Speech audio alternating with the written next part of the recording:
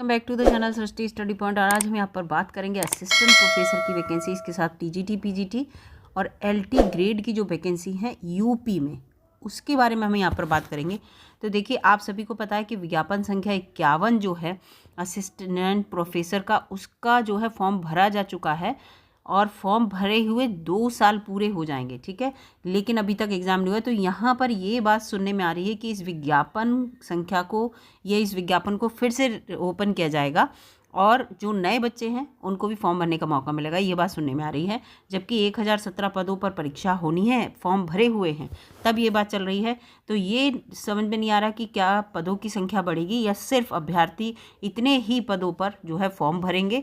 तो जो पुराने अभ्यर्थी जिन्होंने फॉर्म पहले से भर रखा है उनके लिए तो परेशानी का सबब हो जाएगा। इसके साथ साथ एलटी ग्रेड और प्रवक्ता पदों की जो संख्या है वो बढ़ चुकी है। कैसे बढ़ चुकी है वो भी बताऊंगी।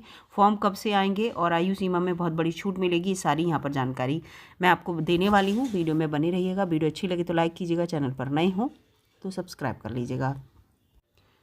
ये देखिए, ये न्यूज़ आपने देखी होगी, असिस्टेंट प्रोफेसर भर्ती में मांगा अवसर, यानी कि जो असिस्टेंट प्रोफेसर का विज्ञापन संख्या 51 है, इसके बारे में बात की जा रही है। क्योंकि नया शिक्षा सेवा चयन आयोग जो है वो इस भर्ती को कराएगा। इसके साथ साथ देखिए, यहाँ भी एक और न्यूज़पेपर में इस तरह की खबर छपी है ये कि उच्चतर की विज्ञापन संख्या 51 की भर्ती में मौका दिए जाने की मांग की गई है। तो पहले इसको लेकर बात कर लेते हैं, आखिर ये मैटर है क्या।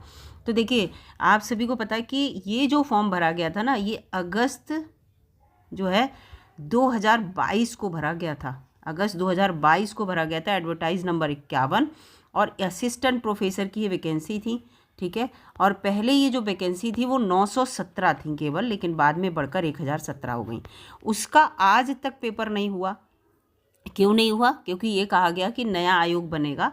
अब नया आयोग जो है वो प्राइमरी से लेकर, जो प्राइमरी की भर्तियां होंगी, हायर एजुकेशन तक, हायर एजुकेशन और इंटर कॉलेज और टीजीटी पीजीटी जो कि एडेड कॉलेज होते हैं, ठीक है, जो शासकीय सहायता प्राप्त होते हैं, उनकी बात कर रही हूँ। उन सब की भर्ती नया आयोग करेगा। और प्राइमरी के टीचर्स की भी भर्ती, टीचर्स की जो भर्ती होंगी सबकी, वो नया आयोग करेगा। तो नया आयोग उस समय तक बन नहीं पाया, लेकिन अब बन गया है नया आयोग, है ना। तो ये जो नया आयोग बना हुआ है ना, तो ये शिक्षा आयोग अब ये कराएगा सबसे पहले जिनके फॉर्म भरे हुए हैं। अब फॉर्म दो उसके भरे हुए हैं। एक तो यही विज्ञापन संख्या 51 के भरे हुए हैं, इसके साथ साथ टीजीटी और पीजीटी के फॉर्म भरे हुए हैं। और किसी के भी फॉर्म भरे नहीं हुए हैं, सबका नोटिफिकेशन आएगा। अगर प्राइमरी में भी वैकेंसी आई तो भी, और उसके ऊपर जूनियर वगैरह में आई तो भी, या नई टीजीटी पीजीटी की वैकेंसी या असिस्टेंट प्रोफेसर की आने की बात हो रही है तो यहाँ पर ये कहा जा रहा है कि एडवर्टाइज नंबर जो 51 है इसी को रीओपन कीजिए। क्योंकि बहुत सारे बच्चों ने 2022 के बाद जो है, अब 24 चल रही है, आप समझिए, है ना। और जुलाई में नेट का एग्ज़ाम जो है फिर से हो जाएगा। तो इसमें जो है बहुत सारे बच्चों ने नेट क्वालिफाई कर लिया है। नेट क्वालिफाई करने के बाद वो क्या है, खाली बैठे हुए हैं, है ना। अब क्या होगा, ये कहा जा रहा है कि सबसे पहले एडवर्टाइज नंबर 51 का जो है उसका एग्ज़ाम होगा। जब उसका एग्ज़ाम होगा, रिज़ल्ट आएगा, ज्वाइनिंग मिलेगी, तब तक ये बच्चे क्या करें जिन्होंने इसके बाद नेट क्वालिफाई किया है या पीएचडी की है उसके बाद, है ना।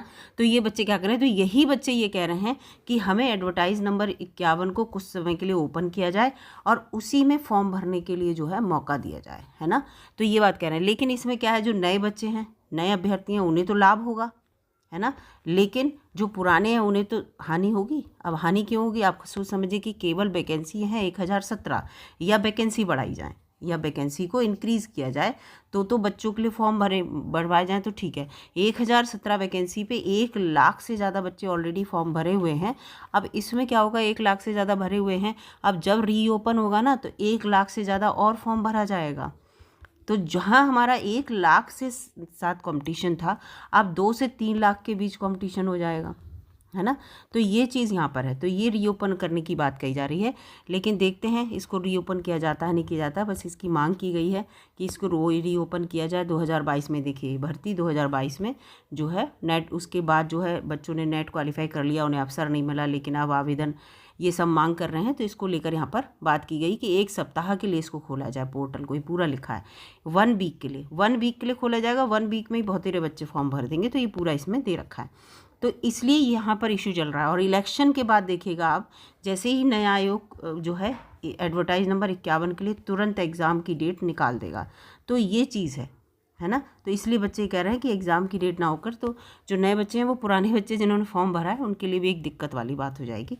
इसके साथ यहाँ पर देखिए, अब जो यूपीपीएससी आपको पता है, अब यहाँ हम बात कर लेते हैं एलटी ग्रेड। और तो यूपीपीएससी भरता है, यूपीपीएससी जो है एलटी ग्रेड की भर्ती करता है, जो कि गवर्नमेंट कॉलेज होते हैं, जैसे गवर्नमेंट डिग्री कॉलेज हैं, गवर्नमेंट इंटर कॉलेज हैं, जीआईसी वगैरह, जीजीआईसी वगैरह। तो जितने भी गवर्नमेंट होते हैं, एडेड नहीं, एडेड के लिए तो नया आयोग जो है भर्ती करेगा, लेकिन इनमें जो है वो यूपीपीएससी के थ्रू टीचर्स की भर्ती होती है। तो इसमें क्या हुआ, इन्होंने जो है पद निकाले थे और उन पदों के सापेक्ष इन्होंने, देखिए पूरा लिखा है इसमें कि 10,768 पद निकले थे और 15 मार्च 2018 को विज्ञापन जारी हुआ था। अभ्यर्थियों ने जो है इसका परीक्षा दी थी। प्रतीक्षा सूची में जो है 968 बच्चों को दोबारा बुलाया गया था, लेकिन अभिलेख जो सत्यापन और इसमें केवल 402 अध्यापक जो हैं वो क्या हुआ, सहायक अध्यापक बन पाए। तो इसको लेकर था। तो इसमें जो है आपको मैं बता दूं कि अब जो है दूसरी सूची में भी, जब इन्होंने पहली सूची निकाली आयोग ने, उसके बाद दूसरी सूची भी निकाली, तब भी 533 पद जो थे वो खाली रह गए हैं यहाँ पर। तो 533 पद जो खाली रह गए हैं, इन 533 पद के सापेक्ष ये कहा जा रहा है कि इन 533 पद जो है, जब नई भर्ती आएगी जीआईसी के शिक्षकों की, तो उसमें इन जो पद हैं, है ना, ये 533 पद प्लस होके आने चाहिए।